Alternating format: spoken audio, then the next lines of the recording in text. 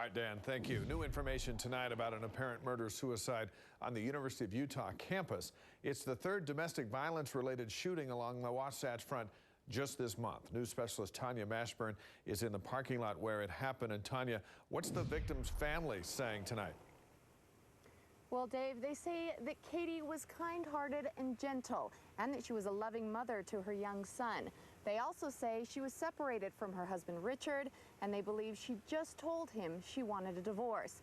Now, how do you know if you might become a victim? Well, I sat down with an expert today who has 11 questions to ask. We received a call of shots fired. A tragic scene outside the ARUP offices on the U's campus Thursday. Police say 23-year-old Catherine Peralta was gunned down by her husband, who then shot himself. Rewind to a week ago, 39-year-old Tina Marie Lowe shot several times at the American Fork gas station where she worked. She's still in critical condition. Police are searching for her estranged husband. We were doing everything we could to keep her safe, but didn't. And then there's Sue Ann Sands. Police say she was chased down by her ex-boyfriend. He allegedly rammed her car in a Walmart parking lot and fired multiple shots, killing her on December 4th. It's a huge problem, unfortunately. Lexi Levitt works for South Valley Services, where they help a lot of victims.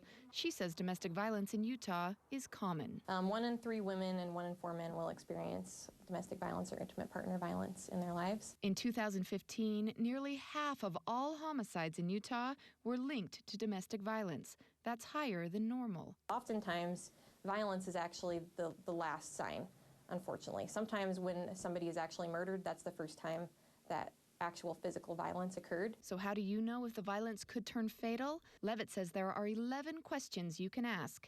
Questions like, have there been incidents of choking? Is the perpetrator unemployed? And is there a gun in the house? And a lot of the questions aren't really what you would think that would be red flags, but they're red flags. Like if a gun is present that is available to the perpetrator, 500% increase in homicide risk right there. Now, we don't have time to go through all 11 questions, but we will have them for you on our website, ksl.com. We also will have some resources that can help you if you think you or someone you know is a victim of domestic violence. Back to you. Tanya Mashburn, live for us in Salt Lake tonight. Thanks, Tanya.